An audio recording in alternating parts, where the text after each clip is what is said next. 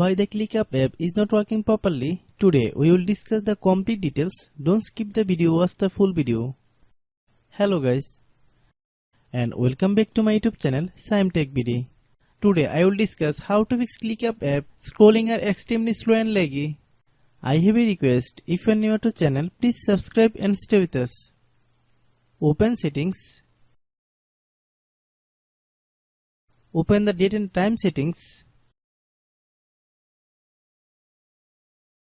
Tap Set Time Automatically to reset time to whatever location you are currently at. Click Back. Click About Device. Click Storage. Then click Cleanup.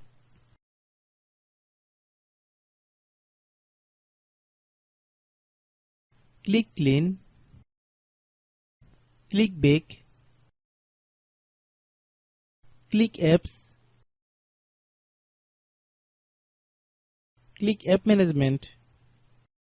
Find ClickUp app. Click ClickUp app. Click Storage Use. Click Clear Cache. Then click Clear Data. If you clear data, you will need to relog into your account. Then click Delete. Then open Google Play Store.